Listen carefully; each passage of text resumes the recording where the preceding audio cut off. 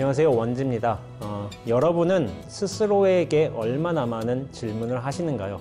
사람들은 다른 사람에 대해 궁금해하면서 정작 본인에 대해서는 크게 궁금증을 가지지 않는 것 같습니다. 저는 이 시간이 온전한 나로 살아가는 답이 아니라 질문을 통해 온전한 나로 돌아가는 질문을 드리고 싶습니다. 오늘도 여러분과 온전한 나로 살아가기 위한 질문 함께 나눠보도록 하겠습니다. 법륜스님 일화 중에 이런 게 있습니다.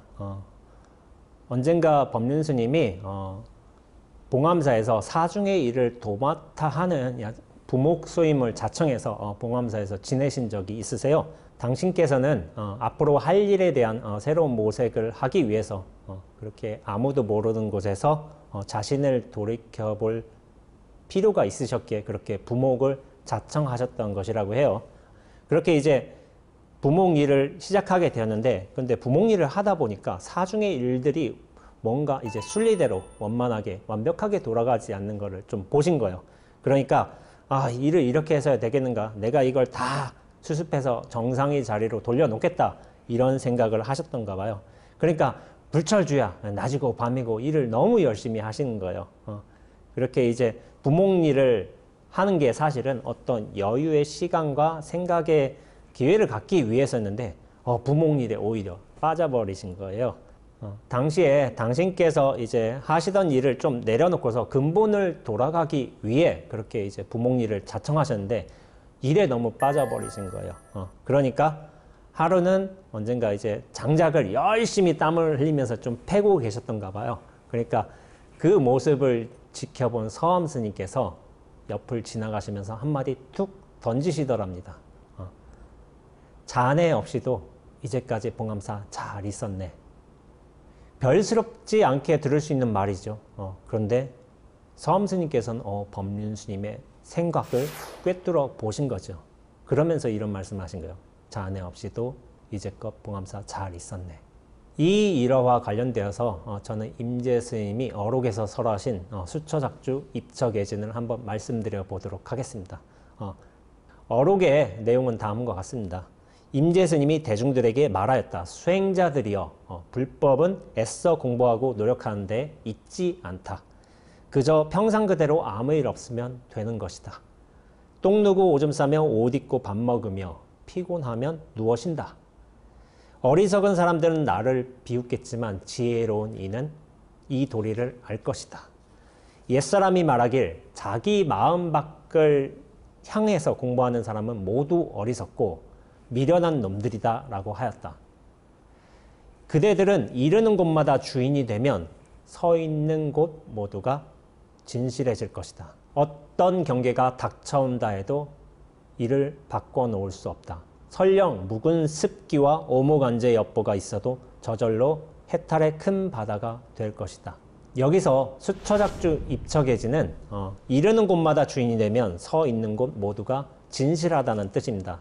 그런데 제가 지금껏 이 수처작주 입처계진을 들을 때마다 수처작주라는 말은 많이 들었어도 입처계진까지 같이 하시는 말씀은 잘 듣지 못했던 면도 좀 있습니다. 우리가 이 작주를 두고서 보통 어떻게 해석하냐면은 내가 주인이다 라는 식으로 해석하는 경향이 있는 것 같아요. 그러니까 주인이라는 자리에 그만 나를 집어넣는 식으로 해석하는 경우가 많았던 것 같습니다. 그런데 본래 수처작주는 입처계진과 함께 짝을 이루어야만이 그 의미가 온전해집니다. 그런데 작주를 내가 중심이고 또한 나를 주인 자리로 넣어버렸기 때문에 입처계진, 서 있는 곳 모두가 진실하다는 뜻이 잘 와닿지 않아서 빼버리는 듯 합니다. 그래서 수처작주만 말하는 것이죠. 나를 중심으로 몰아넣는 데서 그런 큰 실수가 나는 겁니다. 수처작주에서의 작주는 내가 주인인 것이 아니라 주인 노릇을 하고 주인 역할을 하는 것이라고 해석해야지 옳습니다. 작주는 누가 중심에 있는 것이냐의 어떤 주체의 문제가 아니라 그런 주인으로서 역할을 하고 있는 행위성, 작용성이 중요한 의미를 차지합니다. 주인이란 이런 역할과 노릇의 의미입니다. 이것은 또한 이제 무아와 연결시켜서 생각해 볼 수가 있습니다. 무아란 결코 고정불변하는 실체로서의 자아는 없다는 뜻입니다. 나란 존재는 어떤 절대적인 중심이 아니라 인연과 조건에 의해서 변화하는 어떤 존재예요. 그런데 내가 주인이라는 말은 실체를 가진 주인으로서 고정시키는 겁니다.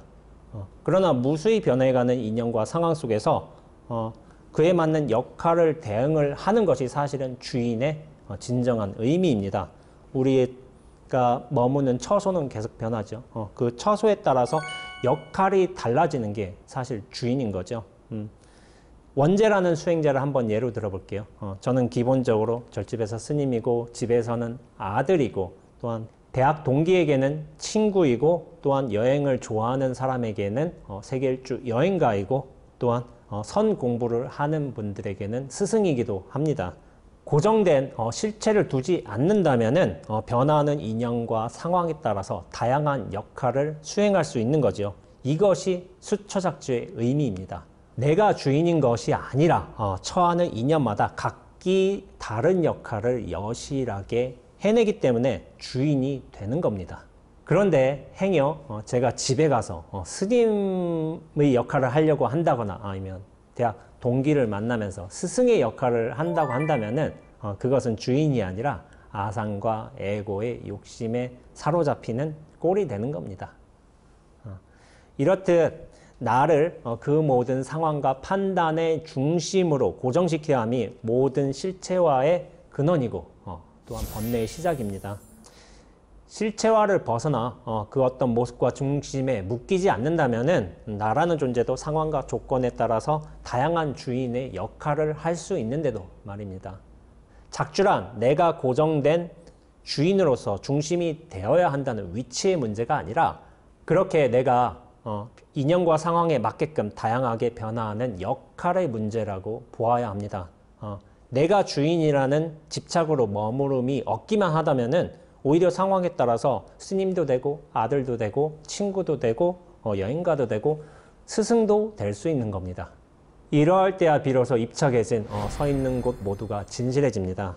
스님으로서 법당에서 또록또록 목탁을 치는 것도 그 자체가 진실해지는 것이고 또한 이제 집에 가서 어머니가 해주신 청국장을 맛있게 먹는 아들로서 또한 진실해지는 것이고 오랜 친구와 함께 이제 커피 한 잔을 마시면서 옛 이야기를 나누어도 진실해지고 또 세계일주 여행가로서 많은 사람들에게 여행의 경험을 공유해도 진실해지고 또한 절에 찾아오는 사람들에게 이제 수행과 명상을 가르침으로서도 진실해집니다. 집착하여 머무는 바 없이 그 모든 일을 인연에 맞게 행하면은 우리가 서 있는 이 자리가 사실은 불국토이고 이 불국토에서 벌어지는 모든 행위가 진실한 정법행위 되는 겁니다. 그렇기에 삶을 살면서 내가 주인공이다, 내가 중심이 되어야 한다라는 생각보다는 이런 인연에 맞게 나 또한 주인의 역할을 한다라고 생각하는 게 훨씬 좋습니다. 그래서 저는 주인의식뿐만이 아니라 손님의식도 반드시 필요하다고 생각을 하고 있습니다. 주인의식은 아주 흔한 말이죠. 우리가 지금껏 많이 들어왔으니까요. 그런데 손님의식이란 말은 없습니다. 왜냐하면 손님의식이라는 말은 제가 지어냈기 때문입니다. 우리는 그간 주인의 관념과 습성만 일방적으로 강요받은 삶을 좀 살아왔던 것 같아요. 그러면서 나를 주인으로 고정하고 그 주인을 굳건히 확립해야 한다는 그런 교육을 많이 받아왔던 것 같습니다. 그리고 실생활에서 이 주인을 강화하려는 경험을 매일같이 고통스럽게 좀 치러내고 있는 것 같습니다. 하지만 우리는 주인이기만 할까요? 결코 그렇지 않습니다. 물론 우리는 인연에 맞게끔 주인의 역할을 해내야 하기도 하지만은 우리는 이 우주에서 지구라는 별, 대한민국이라는 나라의 손님으로 온 것이기도 합니다. 이 육신을 끌고 생각을 부리며 길어봤자 100년의 인생을 사는 게 고작입니다. 이 몸과 생각, 행동에서 우리는 주인의 역할을 하기도 하지만 관점을 바꿔서 이 전체 우주와 허공의 세상에서 우리는 또한 손님이기도 합니다. 역할로서 주인이지만 근원적으로 손님이라는 겁니다. 손님이면서도 주인인 게 사실 우리 존재의 본 모습입니다. 그렇게 저는 주인으로서의 어떤 과도한 집중과 집착의 힘을 덜고서 좀 균형을 바로잡기 위해 의도적으로 손님의식이라는 말을 꺼내들게 된 겁니다. 삶의 주인으로서 살기에 너무 힘들다고 생각하시는 분들께서는 생각을 바꿔서 나는 이 세상에 손님으로 왔다라고 생각하시는 것도 좋지 않을까요? 이 지구에 대한민국이라는 땅으로 약 80년 정도 좀 길게 여행을 온 사람이다. 이런 여행자로서의 손님의식을 가지는 것도 좋다고 생각을 합니다. 그러면은 삶을 대하는 자세가 한결 좀 편안해지지 않을까 하는 거죠. 제가 아는 한 분의 경험이에요. 이분 같은 경우에는 서울살이를 하실 때는 굉장히 좀 힘드셨어요. 그러다가 이제 어떤 휴가 기간에 나가지고 한적한 시골로 오면은 그 평온한 분위기에 흠뻑 빠져버리시는 거예요. 그러면서 마당에 뭐 떨어지는 햇살들이라든지 아니면 꽃 주변을 날아다니는 나비와 벌들이라든지 이런 것들을 보면서 굉장히 풍요로움과 여유로움을 만끽하셨죠. 그러면서 나는 언제 이런 한적한 곳에 집을 짓고 사나 하고서 생각하셨던 거예요. 그러다가 이분께서 언젠가 귀농을 하시게 되었어요. 근데 막상 시골에 집을 짓고 살게 되었는데 예전 생각대로 그렇게 되지가 않는 거예요. 왜냐하면 꽃밭에서 꽃과 나비가 보이는 게 아니라 잡초가 보이는 거예요. 그리고 이제 고요한 시냇물 소리를 좀 들어보고 싶은데 근데 이제 시냇물 옆에 있는 축대가 쓰러져서 이제 무너진 게 눈에 그렇게 거슬리는 거예요. 막상 시골에 집을 짓고 사니까 본인이 애초에 기대했던 여유와 평화가 온데간데 없고 온통 일거리로만 보이는 겁니다. 이것이 어떻게 보면은 주인과 손님의 극명한 차이인 듯 하기도 합니다. 창틀에 앉은 먼지조차도 사실은 손님에게는 그것이 봄날의 햇살이 잘 비춰지는 어떤 좋은 배경처럼 보이는데 주인에게는 이게 일처럼만 보이는 거예요. 우리는 이 세상에 손님으로 왔으니까 아무 일도 하지 말자는 게 아닙니다. 다만 이 세상에 잠시 손님으로 왔다 가는 존재로서의 근본 의식 전환이 필요하기도 하다는 것을 말씀드리기 위함입니다. 그렇다면 우리가 지금 이 순간을 손님으로서 온전히 누리면서도 또한 인연과 상황에 맞게끔 자기 역할을 해낼 수도 있는 거예요. 시간이 이렇게 고요하게 이제 흘러갔구나 하면서 이제 먼지를 닦아내면 되는 것이고 또한 봄이 왔구나 하면서 그 순간을 느끼면서 또한 마당의 잡초를 잘 뽑아내면 되는 겁니다. 주인의식에 매몰되지 않고 또한 손님의식에도 또한 방만하지 않은 그런 균형 있는 의식과 실천이 중요하다는 차원에서 저는 손님의식을 말하는 겁니다. 앞서 서엄 스님이 법륜 스님에게 하신 말씀이죠. 자네 없이도 이제까지 봉암사 잘 있었네. 어떻게 보면 이 말은 제가 서엄 스님께서 법륜 스님이 너무 지나치게 가지시는 어떤 주인의식을 지적해 주신 것이 아닐까 하는 생각을 하기도 해요. 당시 법륜 스님은 봉암사에 눌러 사시려고 그렇게 오신 게 아니라 봉암사의 부목으로서 그렇게 손님처럼 오셨습니다. 그런데 임시 부목이란 자신의 위치를 좀 약간 망각하시고 일에 너무 매몰되시고 그러면서 예불이면 예불, 일이면 일 너무 이제 철두철미하게 하시려고 하신 거예요. 원래 법륜 스님이 당신의 까르마로서 일을 좀 철저하게 완벽하게 해야 된다는 그런 이제 카르마가 있으셨다는 거예요. 그런데 손님으로서 오게 된 이제 부목 역할을 하시면 되는데 너무 주인처럼 완벽하게 하려다 보니까 이게 티가 나버린 거죠. 하루는 법륜 스님께서 저녁 예불을 하신다고 법당에 미리 앉아 계셨나 봐요. 그런데 이제 절에 들어온 지 며칠 안 되는 행자들이 청수와 향로의 위치를 좀 두고 옥신각신 이야기가 오가는 거예요. 그러면서 향로가 이쪽이 맞다, 청수가 이쪽이 맞다 이렇게 하는데 뭔가 결론이 안 나는 거예요. 그러니까 법륜 스님께서는 오랫동안 이제 법사 생활을 해오셨죠. 그러니까 행자님들한테 가서 행자님 이제 향로는 이쪽이고 청주는 저쪽입니다라고 참견을 한 거예요. 그러니까 행자님이 아니 이 처사가 뭘 안다고 참견이야 하고서 되레 화를 냈다는 거예요. 그러니까 그 당시에 억울하게 좀 호통을 맞으니까 법륜스님께서도 굉장히 억울하셨던 거예요. 그러니까 화가 솟아오르신 거예요. 그러면서 속으로 절에 온 지도 며칠 안 되는 것들이 라고 이제 화가 나신 거예요. 근데 법륜스님은 수행자시죠. 화가 났음에도 그 순간 화가 나는 것을 곧장 돌이켜 보셨습니다. 그러면서 내가 처사지 라는 생각을 하셨다는 거예요.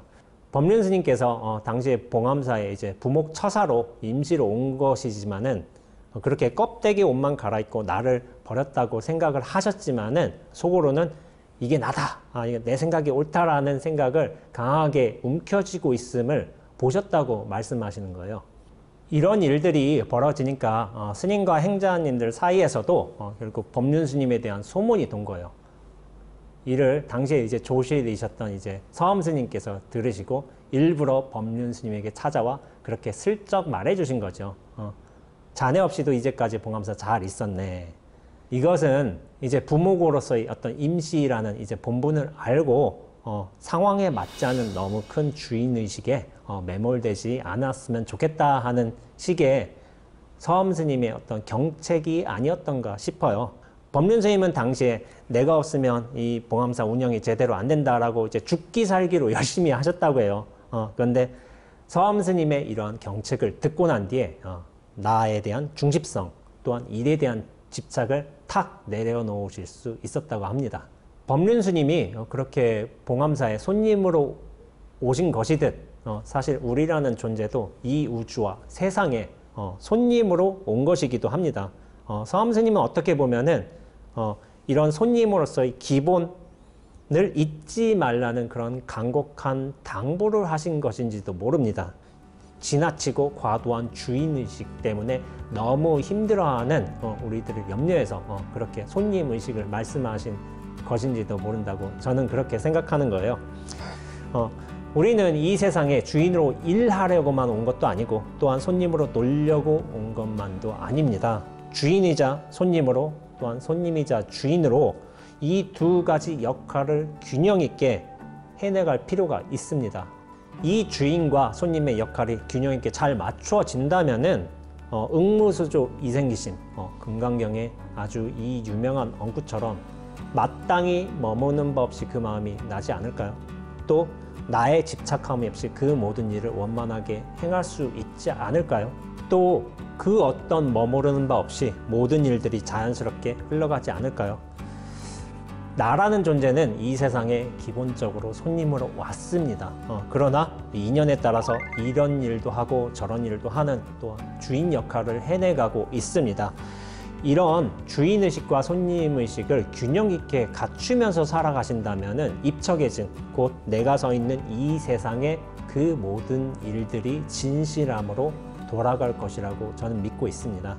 주인과 손님 그 모두로서 균형 있게 수처작주 하셨으면 좋겠습니다.